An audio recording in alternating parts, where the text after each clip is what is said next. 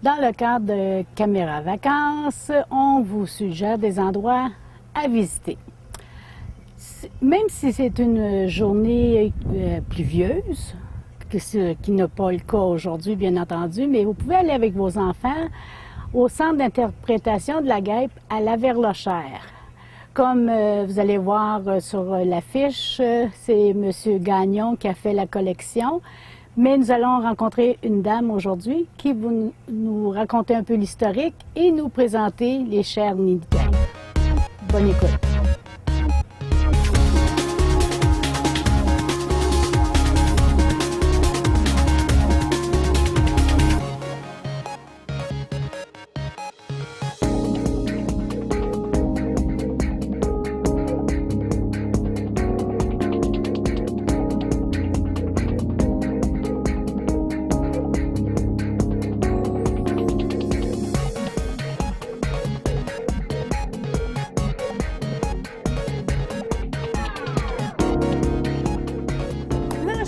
Entrée dans comment je pourrais, pas un nid de guêpe, mais il y a des nids de guêpe. Et pour nous en parler, Mariette Carrière. Bonjour Mariette. Bonjour, ça va bien? Oui. Et là, nous avons appris quelque chose. Tu as de la famille à Témiscamingue? Ben oui, j'ai de la famille. Ben oui, j'ai 2 sœurs et un frère, ainsi que leur famille, évidemment. Bien, évidemment. Oui, oui. José Carrière, entre autres. Il y a aussi Thérèse. Thérèse. Et Alain. Et Alain. Oui. En tout cas, c'est... Fait qu'on va dire bonjour à la famille. Mariette, c'est la première fois, nous autres, qu'on vient ici, puis aussi, c'est pour attirer les gens à venir visiter des endroits qu'ils ne connaissent pas. Entre autres, nous autres, quand on a entendu le centre d'interprétation de la guêpe, on s'est dit, pas certaine que je veux y aller parce que j'ai peur des guêpes. Oui. Mais il n'y a pas de guêpes. Non, il n'y a pas de guêpes, il y a seulement que des nids. Donc, il n'y a aucun danger. Bon. Est-ce que c'est un endroit qu'on peut visiter à l'année? Sur réservation, oui, à l'année. Okay. Puis, en d'autres temps, bien, comme là, la saison estivale commence, là, donc du 24 juin jusqu'au lundi de la grande fin de semaine du mois de septembre, qui, cette année, donne le 3 septembre. Okay. C'est ouvert tous les jours de 10 h, bien, le lundi, jeudi, vendredi, de 10 h à 17 h, le samedi, dimanche, de midi à 17 h, et les mardis, mercredis, sur réservation seulement. OK. Donc, on est privilégiés, nous autres. Oui. OK. Mariette, bon, je vais te tutoyer. Oui, c'est parfait. Mariette, bon, qui a créé le centre d'interprétation? Puis en quelle année? Ça fait combien d'années maintenant? Bien, au départ, c'est M. Gagnon, le collectionneur. C'est lui qui avait toutes ces nids de guêpes-là chez lui, dans sa maison. OK. Oui. C'est tout lui qui a monté les supports, qui allait récupérer les nids. Mais quand il a commencé à être malade, là, il cherchait quelqu'un à qui léguer sa collection. Et c'est la Corporation de développement qui s'est montrée intéressée à monter une salle d'exposition pour tout montrer ses chefs-d'œuvre. Mm-hmm. Et c'est ouvert depuis 2004. En 2004, le centre d'interprétation a vu le jour. Parce qu'à Laverlochère, on ne croirait pas qu'il y a ça, parce que, premièrement, on cherche un peu, on voit la belle pancarte et on arrive les yeux grands. Parce qu'il y en a des nids de guêpes. Combien de nids de guêpes, là? Dans la salle d'exposition, puis à l'entrée, il y en a 600 d'exposés. Okay. Il y en a plusieurs de séries dans les modules. Puis, il y en a à l'insectarium. Les nids de guêpes qui sont à l'insectarium, c'est M. Gagnon qui avait fait un don. Puis, il y en a plusieurs aussi quand les jeunes viennent visiter, on fait toucher, même les adultes, là, on fait toucher à certains nids. Donc, ça, après quelques visites, là, sont plus beaux. Mais c'est quand même, là, on tient toujours le décompte. À chaque fois que quelqu'un nous amène un nid, on tient le décompte. Et là, on est rendu à 1060 nids. Et... Mais ils ne sont pas tous exposés, là. On n'a pas de place. C'est ça. Ouais. D'ailleurs, vous avez eu un record Guinness pour le nombre de nids. Oui, c'est ça. Bien, ici, c'est M. Gagnon, oui.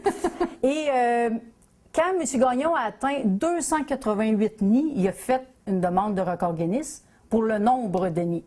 il a été accepté, mais c'est très long, hein, les demandes de record Guinness. Et quand il a atteint le nombre de 700 nids, il a essayé, bien, il a refait une nouvelle demande, et là, il a été refusé. Il faut que, d'abord, qu'il y ait quelqu'un qui le déloge. Oh, quelqu'un d'autre. Oui, pour le nombre de nids, vu que c'est lui qui le détient, il ne peut pas se battre lui-même. Il faudrait qu'il y ait quelqu'un d'autre qui le déloge. Ensuite, là, on pourrait faire une nouvelle demande avec le nouveau chiffre. Est-ce que c'est arrivé qu'il y a quelqu'un qui l'a délogé? Non, il n'est pas encore délogé. Oh! Non, OK. mais c'est parce que ça prend beaucoup de place, hein? Puis ça. c'est une vraie passion, ça, collectionner des nids de guêpes, là. Tu sais, c'est pas comme des collections de cartes de hockey qui Non, prennent non, pas non. beaucoup de place, là. Non, parce qu'il faut qu'il se déplace. Oui, J'imagine les gens l'appelaient aussi pour... aller récupérer les nids. Maintenant, est-ce qu'ils vous appellent vous autres? Ben, non, non. À Laverlechère, j'ai été d'en récupérer une couple, là, mais non, il faut que les gens nous les apportent. Ah, OK. Ouais. Mais quand j'allais les récupérer, c'était pour faire des essais en même temps, là. OK. Ouais, pour valider ce que je dis en visite, finalement. M. Gagnon collectionnait les nids de guêpes, mais est-ce qu'il étudiait aussi les sortes de guêpes qu'il vivait à l'intérieur? Bien, il y a 2 groupes de guêpes qui étaient capables de différencier, là, les noirs et les jaunes. OK. Mais vraiment, toutes les sortes, là, non. Parce que juste au Québec, là, on a une quinzaine d'espèces différentes. Juste de guêpes. Oui. Donc, non, il faut vraiment être un spécialiste là, pour être capable d'identifier chaque guêpe. Là, vous avez fait une demande de record Guinness pour autre chose, là. Oui.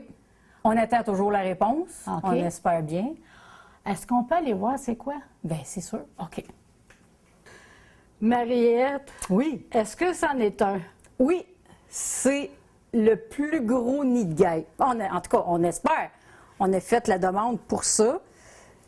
Il brisera pas, là, si tu bouges? Bien, c'est un nid bien fragile. Parce OK. que Parce que sûrement marqué, qu'il est ne très pas vieux. toucher. Oui. Écoute même pas des C'est consignes. parce que je veux vous montrer comment il est gros. Il Hey. était suspendu au plafond. Comme ça? Oui. Et il y a 23 cm par 32,5, je crois. Hey, c'est pas petit, là. Non. Et vous savez que les guêpes, ils construisent leur guêpier en une saison seulement. Comment ça, une saison, là? Bien, durant l'été, OK. ça, là, cet immense nid-là, il s'est construit. Ça veut dire qu'il n'y en avait pas juste une. Non. Non, il y en avait beaucoup. Et ça, c'est un monsieur qui a trouvé ça dans son grenier. Ah, ça devait bourdonner quelque Ouais. chose de rare. Ouais. OK. Mais là, ça, c'est fait, on dirait des morceaux de bois. Ben, on ne peut pas toucher, là. Moi, j'écoute les consignes. là. Mais on dirait du bois. Oui, Comment c'est ça. c'est fait un nid de guêpe? Parce que est-ce qu'ils font tous de la même façon? Bien, elles utilisent toutes des morceaux d'écorce de bois. OK. Mais ça peut être aussi, on en voit ici, là, des morceaux de chips de bois. OK. Et ça, c'était dans un grenier. Donc, OK, ils font de la évidemment qu'il y en a- récupération, eux autres. oui, c'est ça. OK. Donc, elles utilisent les écorces de bois, tout le gris, c'est tout du conifère. OK. Et ça, les copeaux de bois, ça va donner une autre couleur au nid. On va sûrement en voir tantôt, là. OK. C'est des nids super beaux. C'est les préférés de M. Gagnon, d'ailleurs. Est-ce que c'est comme les abeilles, ça hiberne? Des Oui. guêpes? Mais pas toutes. Ah, OK. Pas toutes.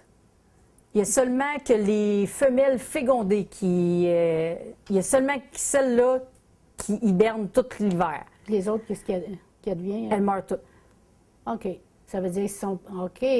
Donc, faut vraiment qu'ils fassent le bel pour être fécondés. Oui, c'est ça. Ouais. C'est là qu'on... OK, c'est trop gêné, bye-bye pour l'année. OK. OK, c'est comme ça fonctionne. OK. Ouais. Mais là, tu me dis, il y en a juste quelques-unes qui vivent, les autres meurent. Est-ce qu'elles demeurent dans le nid? Est-ce que tu veux que je te parle du cycle de vie de la guêpe? Ah, ça serait le fun. Parce Oui? que là, ça m'intrigue, moi. Bon, OK. Ouais, j'ai eu juste un aperçu tantôt, mais non, c'était trop OK. intéressant. Bien, c'est bon. On commence par où? Bien, on va commencer par une femelle qui a hiberné tout l'hiver. OK. Donc, cette femelle-là, elle se réveille au printemps. Dès qu'il commence à faire assez chaud, elle se réveille et elle cherche un endroit, habituellement assez tranquille, pour commencer son nid de guêpe. OK. Et là, elle commence son nid, elle construit, elle grossit, et là, elle pond des œufs. OK. Et là, le nid va commencer à grossir, grossir, grossir. Ah, c'est toujours elle là, qui le grossit, là, tout seul. C'est elle qui le grossit, là. Ben, au début, c'est elle qui le fait. OK. Ensuite, dès que ces bébés ils naissent, ben là, c'est les guêpes ouvrières qui aident la reine à faire le nid. OK. Mais en principe, là, la reine, elle fait que pondre des œufs. C'est les ouvrières qui vont construire le nid, qui vont emmener la nourriture au nid. Et la reine, elle pond des œufs tout l'été. C'est ça sa principale fonction. Parce que c'est une femelle qui a été fécondée, qui a hiberné, mais dès qu'elle pond ses œufs, elle devient la reine du nid. OK. Et il y a une seule reine par nid. Il y en a juste une.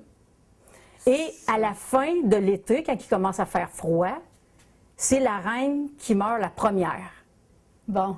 Mais elle, durant l'été, elle dégage des sécrétions hormonales qui affectent le développement de ses bébés. Donc, OK. toutes les guêpes ouvrières qui viennent au monde durant l'été sont asexuées. Ils n'ont pas de sexe. OK. Eux autres, ils se tiennent tranquilles. OK. Travail, travail, travail. OK. Du matin jusqu'au soir.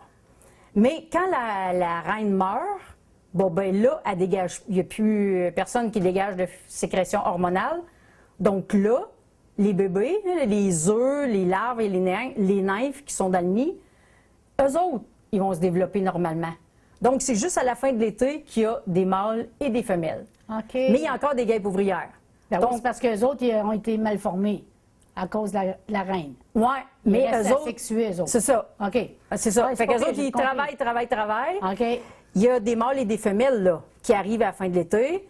Donc là, il y a des femelles qui vont se faire féconder par les mâles. Donc, c'est ces femelles-là qui vont aller se cacher et qui vont recommencer le cycle de vie l'année d'après. Ça veut dire que ce nid-là, si tout le monde meurt, puis celle qui a été fécondée, elle s'en va, qu'est-ce qu'il le nid se vide? Oui, oui, C'est un oui. appartement libre. Il n'y a plus personne ça. qui va l'utiliser. Plus personne, même pas l'année d'après. Un nid de guêpe que vous avez chez vous, là, l'année d'après, si vous le laissez là puis vous le détruisez pas, l'année d'après, il n'y a aucune guêpe qui va retourner dedans. C'est toujours des nouvelles guêpes. OK. Fait que ça ne veut pas dire qu'il est gros comme ça, parce que ça prend plusieurs années. C'est Non. pour ça que tu disais qu'il se fait en une saison. C'est ça. Mais ça veut dire que la reine, elle Elle a a pondu pondu. des œufs. Oui. Ça peut pondre combien d'œufs? On ne peut pas savoir.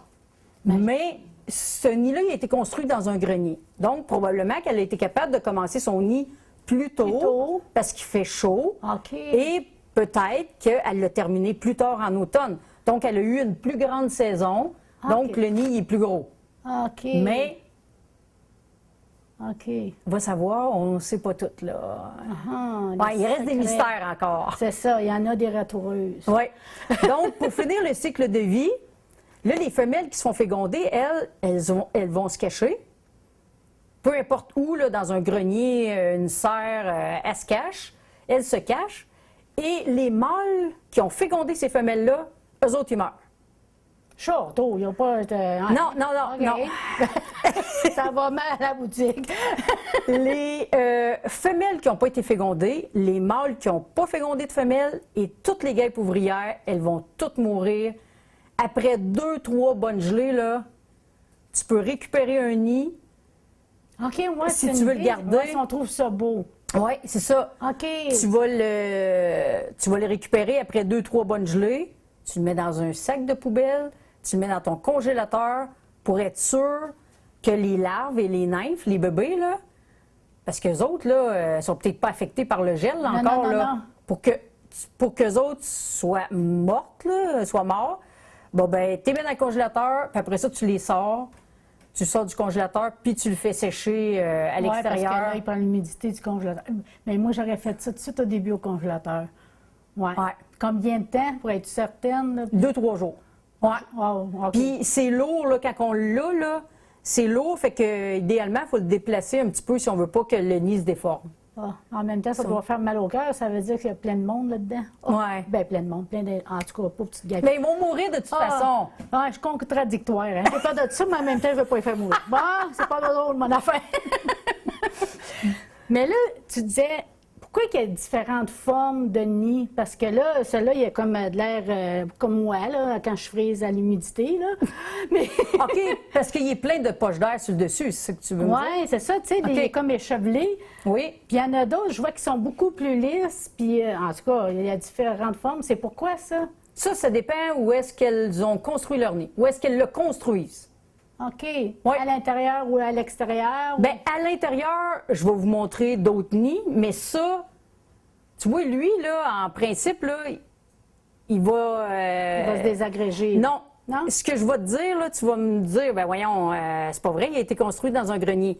Mais en principe, les nids pleins de bosses comme ça, là, sont construits à l'extérieur. Sont construits, bien, à l'extérieur, sont exposés au vent et à la pluie. Ben, Mais peut-être lui- que le grenier, il n'est pas isolé trop, là. Chat! Mais lui, il est plus fait, si on regarde les formes, OK. là, la forme du papier, il est plus fait comme un nid beige. Les nids beiges, là, c'est des nids très, très fragiles et ça, c'est construit à l'intérieur. Elles n'utilisent pas le même matériau, là, le même OK. matériel pour construire leur nid. Ça, dans un grenier, habituellement, ça serait des guêpes jaunes, ben en tout cas, qui construisent des nids beiges. Mais ça, des gros nids gris comme ça devrait être des guêpes noires. Mais, OK, on va aller ailleurs. oui, c'est ça, on se déplace un petit peu. Ici, c'est des nids super fragiles. Ils sont construits, eux autres, aussi à l'extérieur. Pourtant, il y a de l'air plus serré. Oui, c'est ça. Mais eux autres, c'est des nids qui ne sont pas exposés ni au vent ni à la pluie. OK. Contrairement à eux autres, qui sont pleins de poches d'air, qui ressemblent à lui de loin, là, mais de près, on voit que la forme du papier n'est pas faite pareil. Là. Bon, bien, ça, c'est parce que ce nid-là, ces nids-là ont été exposés au vent et à la pluie, donc les guêpes le font beaucoup plus résistant. Le papier est beaucoup plus épais. OK. Ça, les guêpes, là, bon, il y en a, ils disent des guêpes solitaires. Oui, je vais vous en montrer tantôt. OK. Elles ne font pas les mêmes nids. Ils font pas les mêmes nids. Est-ce qu'elle est solitaire parce qu'elle est seule, vraiment? Oui, c'est une guêpe hermaphrodite. OK, ça veut dire qu'elle... Elle a les deux sexes. Oui, oui. OK, elle a du fun seule. OK, mais mais c'est vrai pareil, tu sais, c'est ça. Il faut dire qu'est-ce qu'il y en a. Mais est-ce qu'il y en a plusieurs sortes qui sont comme ça? De solitaire, Oui. il y a plusieurs sortes, mais ici au Témiscamingue, là, je vais vous montrer tantôt dans la collection, on a un qui vient du Témiscamingue, les autres qui viennent de l'extérieur. Peut-être que notre région est un petit peu trop froide pour les guêpes solitaires. Ah, OK, mais peut-être Ouais. avec le changement climatique, on voit des choses à cette heure qu'il n'y avait pas avant. Oui, c'est ça. Ouais. Les nids de guêpes, bon, les guêpes, c'est-à-dire, est-ce qu'elles font du miel? Non, les guêpes font pas de miel. Ça veut dire, si je vais dans le bois, puis je vois un beau nid de guêpe, puis là, j'ai faim, je pense pas d'aller chercher du miel là-dedans. Non, parce qu'à l'intérieur des alvéoles, il n'y a pas de miel, c'est juste pour les bébés. Puis, toutes les guêpes retournent coucher dans leur nid le soir. Fait qu'il faut qu'il y ait des alvéoles disponibles pour les ouvrières. Et, évidemment, il y a des nymphes et des larves qui sont en développement là-dedans. Mais ils mangent Mais- quoi, eux autres? Comme les abeilles, il me semble, ils font du miel pour nourrir ça, pour nourrir tout le monde. Oui, mais les guêpes sont carnivores, les larves, là. OK. Mais après ça, oui, les guêpes adultes se nourrissent de différentes choses. Ils peuvent en manger du sucre, OK. mais c'est pas leur principale nourriture. Ben, OK, mais c'est ils vont- pas avec leur nourriture qu'ils fabriquent du miel. OK. Non, Fait ils que se dans le fond, nourrissent avec ça. on va polliniser des fleurs, polliniser, voyons, Oui. mais ils ne fabriquent pas le miel. C'est seulement Non. pour la nourriture, comme C'est- telle. Non, la guêpe, c'est un insecte pollinisateur, simplement. That's it. Oui. Hein. Le nid, c'est pour la reproduction, puis c'est leur maison, fait que le soir, ils s'en retournent coucher là-dedans. OK, fait qu'ils se font des chambres. OK, ouais. Oui. OK, là, il y a un C'est ça. condo complet. Oui, on va vous en montrer un condo tantôt. OK. Oui. Mais là, tu me disais que, bon, ils n'utilisent pas le même matériel. Bon, ils utilisent les écorces de bois. Oui. Est-ce qu'il y en a d'autres qui utilisent autre chose? Ben, comme les nids beige, ça, c'est de la chip pressée. Donc, les OK. murs de la salle d'exposition sont recouverts de panneaux de chips pressés. Fait que les guêpes utilisent ça. Elles peuvent utiliser des morceaux de pétales de fleurs. C'est ça. Mais principalement, c'est du bois. On peut-tu juste voir quelques exemples différents? Ben oui. Ben oui, OK. certainement. Fait que là, c'est tes beiges. Mais c'est vrai qu'ils sont Oui. beiges. C'est ça. On n'a pas beaucoup dans la collection parce que ça, c'est des nids qu'on va retrouver seulement à l'intérieur d'un bâtiment, soit d'une cabane à pêche, d'un petit cabanon, en dessous d'une galerie de ciment, là, vraiment, vraiment, où il n'y a aucun risque qu'il y ait de l'eau ou du vent. Fait que ça, ces nids-là sont construits de la même manière que les nids aériens, que les nids gris, là, sont construits. Ils ont toujours l'ouverture vers le bas, mais vu que c'est des nids très fragiles, nous autres, on fait simplement que les déposer sur un plexiglas ou sur un morceau de bois pour essayer de les garder le plus conserver. longtemps possible. C'est ça. C'est ça, parce que ça, c'est fait avec des morceaux de chips pressés, comme je vous disais tantôt, des panneaux. Donc, il n'y a pas de colle là-dedans. Contrairement aux nids gris qui sont faits de conifères, donc mélèzes, pins, sapins, épinettes, c'est des arbres qui sont collants. Tu sais, C'est là, vrai, ouais, la sève est déjà collante. c'est ça. Donc, ça, c'est des nids résistants. Contrairement à eux autres, avec des panneaux de bois, il n'y a pas de colle là-dedans. Il y a de la résine, mais c'est pas comme des conifères. Donc, ça, c'est des nids super fragiles. Comme lui ici, là, quand on a ouvert en 2004, il était seulement de un morceau, là. Puis, Il a ouvert. ouais, il a ouvert, ouais. Hey, c'est fragile, c'est vrai. Oui, puis là, ils sont protégés, là. Ils sont dans des modules, mais c'est quand même des nids très fragiles.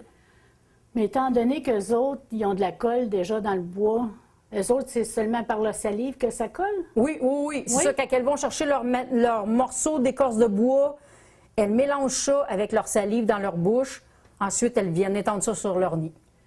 Il y a une chose qui m'intrigue, là, je connais pas ça, hein. Fait que c'est certain, c'est peut-être que les questions vont paraître stupides. Mais non. Non, mais disons là, que un panneau de copeaux. Oui. Est-ce qu'ils vont chercher un morceau après ou c'est un morceau qui est déjà détaché? Non, non, elles peuvent aller chercher avec le... En avant là, de leur bouche, ils ont des mandibules. Elles vont aller chercher un petit morceau, puis... Ça veut dire qu'ils peuvent quand même détruire un panneau assez... Oh non, non, elles... Non? Mais non, ben non, pas de là Mais non, mais faire tomber une bâtisse. Non, pas faire une bâtisse, mais quand même abrégé, faire quand même... Ben, trop, c'est le nid est gros. si les guêpes seraient là année après année, peut-être, mais tu sais, c'est rare là, qu'on va retrouver un nid de guêpe Ouais. dans notre remise, puis que l'année d'après, il va en avoir un autre, là, c'est plutôt rare, là. Ouais, tant que ça. Ben, Puis là, les différentes couleurs, tu disais, Oui. c'est parce qu'ils utilisent différents bois. Mais je pense qu'on voit mieux avec ceux-là, hein, parce Oui. qu'ils ont même du vert. dans ce module-là, oui, il y a des nids avec différentes couleurs. Donc, le gris, vous le savez, c'est des conifères, mais à travers le gris, il y a différentes couleurs. Comme ici, on voit du beau brun, des beaux courants bruns, mais le brun, c'est des morceaux d'écorce de cèdre. D'écorce ou tout simplement le bois de l'arbre, là. Elles vont chercher un petit morceau d'écorce de cèdre, et quand elles viennent étendre leur mâché de papier, ben, ça donne les beaux courants bruns. Il y a aussi du blanc franc, du beau blanc, là. Oui. Ça, c'est du bouleau. Ah ben oui. Hein? Ensuite, à côté, il y a du beige jaunâtre, là. Ça, c'est du 30. OK. Fait que c'est le fun de voir les... Ben oui, les différentes strates, là. Oui, c'est ça. Fait que si tu vois comme la petite ligne brune, là, c'est tout ça qu'elle avait dans sa bouche quand elle est venue avait une bonne bouchée. aider à construire le nid. Là. OK. C'est ça, oui. Elle dégage tout ça, elle sort tout Elle ça, l'étend. là, elle l'étend. Puis c'est tout avec sa bouche, là. Puis C'est après des- ça, elle repart. C'est des maçonnières, Oui. dans le fond. Mais qu'est-ce qui pourrait choisir vert, là? Oui, le vert et le saumon, il y en a un là, qui a des courants saumon. OK. OK, ça, quand on se promène dans la nature, sur les bouleaux, sur les arbres morts, on voit souvent des gros champignons très durs. Oui, Ouais, oui. C'est des morceaux de ces champignons-là qu'elles vont chercher et qui donnent des courants de couleur. On voit souvent aussi des guêpes dans nos plants de patates bien, c'est sûr qu'elle pollinisent, mais aussi, on pourrait retrouver des courants blancs dans le nid qui n'est pas loin. Parce qu'une guêpe va jusqu'à 1 km pour aller chercher sa nourriture et les matériaux de construction. Ah, ça va pas plus loin que ça, une guêpe. Ben non, c'est à peu près 1 km. À peu près 1 Fait que kilomètre. si on a un nid de guêpe qui est pas loin de chez nous, on l'examine, puis on regarde les couleurs. Ah, celui-là, Colin, ça ressemble à la couleur de la galerie de mon voisin. Ben, ça se pourrait fort bien que les guêpes ont été chercher un morceau d'écorce et il y avait un morceau de bois et il y avait de la teinture dessus ou de la peinture. Puis quand elles sont venues étendre rouge, ça. vert, bleu, Oui. fait que là, on sait, OK. Oui. Comme ce petit nid-là, excusez, comme ce petit nid-là qui a du orange dessus, là, Oui. ça, c'est des fleurs. Au printemps, là, la petite fleur qui sort sur nos pelouses, là, comme en velours orange ou jaune, là, bon, ben, les guêpes ont utilisé cette petite fleur-là pour faire leur nid. Est-ce que celle-là, c'était une guêpe solitaire, étant donné Non. qu'il est tout petit? Non. Non, c'est les guêpes qui ont commencé la guêpe. OK. Elle a commencé son nid à côté, puis pour une raison X, elle a commencé à leur grossir à côté. Je pourrais vous en montrer tantôt un gros nid. On voit le nid du départ, puis après ça, on voit là, comment est-ce qu'il prend de l'expansion. OK, puis je pense que tu as quelque chose à me montrer aussi, la différence de fragilité entre deux Oui. sortes de nids extérieurs. On va aller chercher ça, puis on va revenir à la caméra. OK. OK.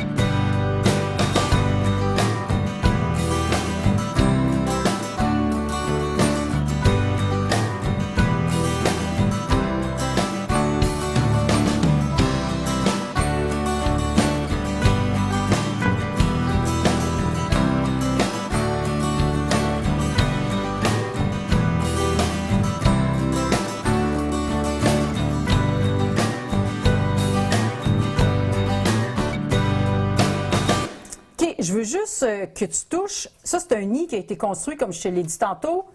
Il n'était pas exposé aux intempéries. Il Donc, est protégé dans un excédent de maison ou de remise. C'est-à-dire fragile. Bien, il est moins fragile que les beaux nids beiges, là, mais OK. dans les nids gris, c'est un nid fragile. Oui. Hey, on voit vraiment, là. OK. Hey, c'est léger comme du papier. Oui. Hey, cette valeur, on ne peut pas prendre ça pour faire de...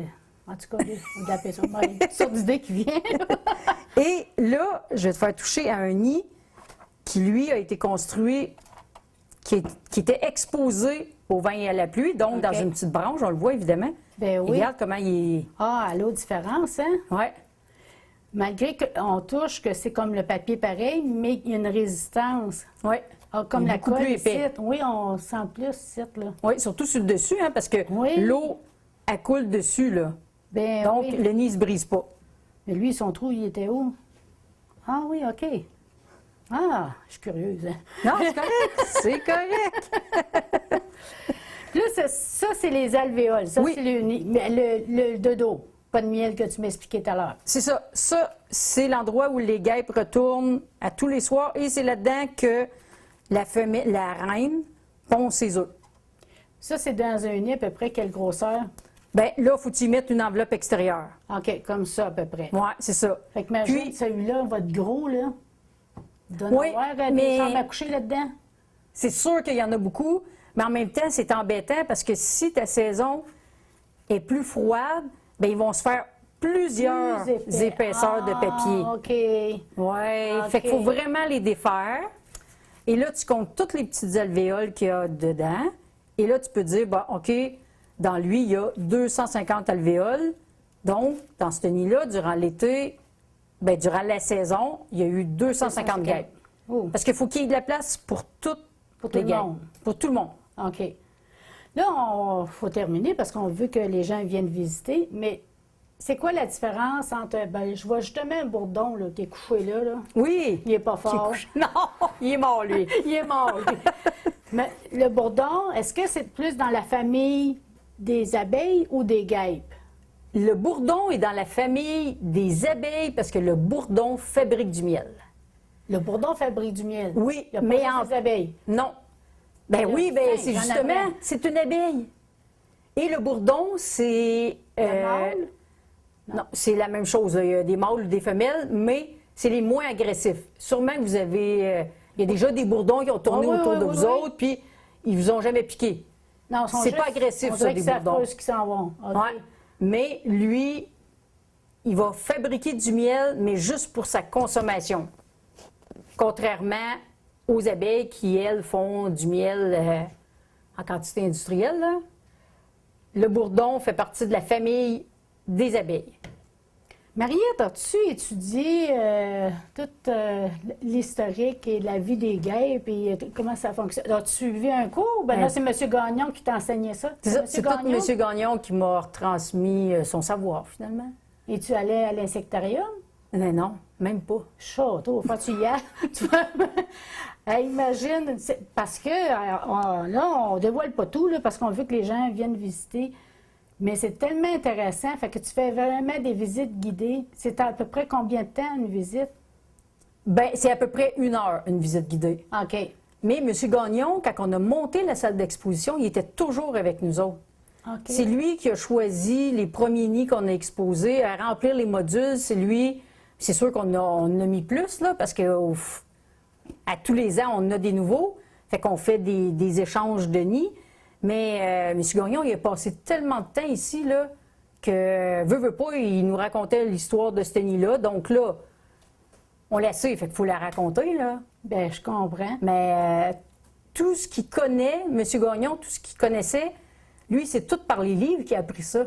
Parce que dans le temps, il n'y avait pas Internet. Donc, il a fait beaucoup, beaucoup de lectures et il a fait beaucoup d'observations aussi. En Fait que c'est tout cas, comme ça il que... doit être fier parce qu'il a transféré vraiment, transmis sa passion. Oui. Ah, c'est tellement beau. En tout cas, moi, je resterai encore. Mais j'ai plein de questions, mais hors caméra. En tout cas, je te remercie beaucoup. C'est très intéressant. Et la jeune dame aussi qui est à l'accueil, qui s'appelle Cathy. Cathy, on peut l'appeler? Oui, oui, oui, il n'y a pas Oui. de problème. Vous pouvez l'appeler. Oui. Oui. Oui, pour la réservation. C'est quoi le numéro de téléphone? C'est le 819-765-2772. Venez avec les enfants. Mariette, là, elle ne gêne pas. Puis Cathy aussi est bonne, vraiment, là, pour donner quelques explications. Oui, mais c'est elle qui va vous faire les visites cet été, là. Elle va être excellente. Tiens, viens nous rejoindre, Cathy, tu n'auras pas besoin de parler. Viens nous rejoindre, présenter la belle équipe que vous faites.